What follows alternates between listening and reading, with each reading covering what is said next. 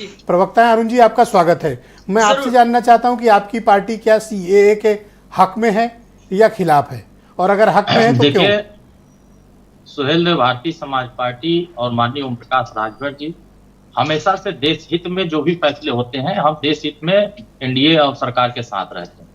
और हमने तो खुल करके इस बात का वकालत किया कि जब आजादी के बाद से जिन लोगों ने लड़ाई लड़ी कि हमें नागरिकता दी जाए, तो किन लोगों ने प्रचार किया कि नागरिकता छीनी जाएगी।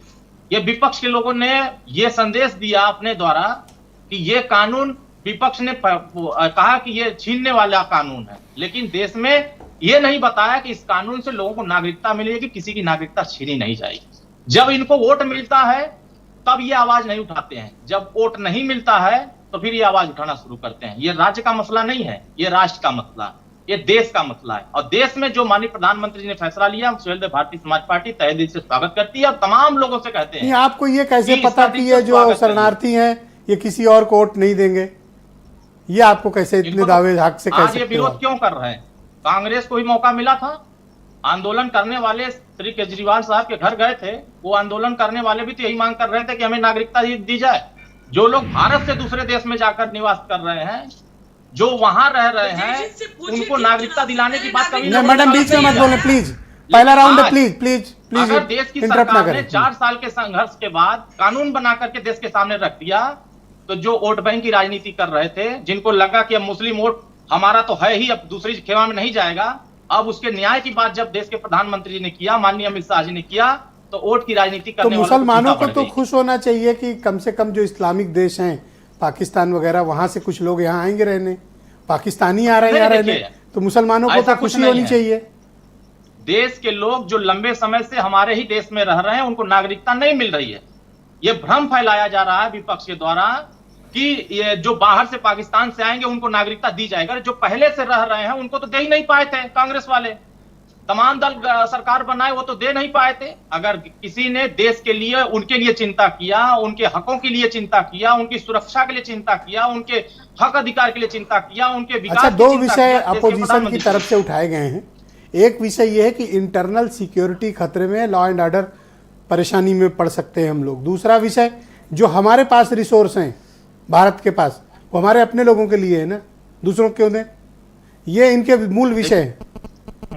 देखिए, वो उनके पार्टियां खतरे में हैं, उनके राजनीति खतरे में है, उनकी कुर्सियां खतरे में है, क्योंकि देश के लोग इस बात को भरोसा कर रहे हैं कि जो एनडीए की सरकार ने कमिटमेंट किया देश के सामने, उसको पूरी जिम्मेदारी के साथ पूरा किया।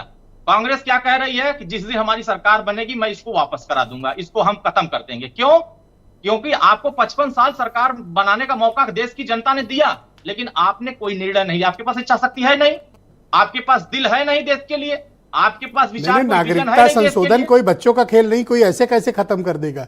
दुनिया भर की निगाहें होती हैं, आप किसी की नागरिकता, एक सरकार आए दूसरी खत्म करे, ये बच्चों का खेल नहीं है। देश के बड़े नेता सर ये कह रहे हैं, कांग्रेस पार्टी के बड़े नेता कह रहे हैं कि हमारी सरकार बनेगी तो मैं इस अधिनियम को वापस करा दूंगा। क्यों कह रहे हैं? क्या इनको वोट नहीं मिला था? जिन लोगों ने इस बात की चिंता किया, जिन लोगों ने लड़ाई लड़ी, क्या इन लोगों ने वोट नहीं दिया?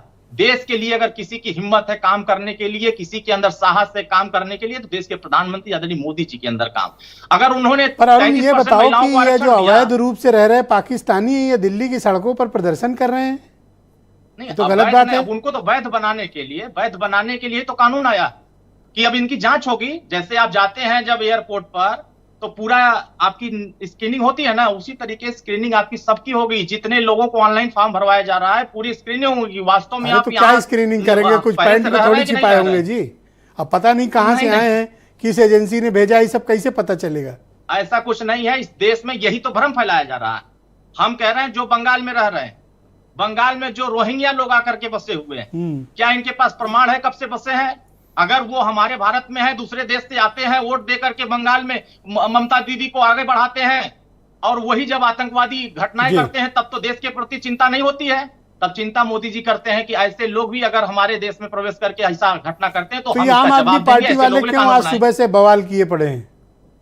देखिए, उनको चिंता ये भी सता रही है कि अब हम जिनको मूर्ख बना करके, जिनको हम गुमराह करके वोट ले रहे थे, अब वो वोट एनडीए के खाते में चला गया, वो वोट शिफ्ट हो रहा है एनडीए के साथ। एक बड़ी आबादी, आप पक्का हो कि ये सब अगर वोटर बन गए तो एनडीए को वोट देंगे? 100% देंगे। देश के लिए जो काम करेगा, अगर उनके लिए न्याय कोई देगा, अरे तो ये किसको कह वोट के तो देंगे? आप इल्जाम विपक्ष के पक्का किए दे रहे हो। नहीं, हम इल्जाम ठीक, नहीं अच्छा लगा रहे। वीरेन जी मैं तो आगे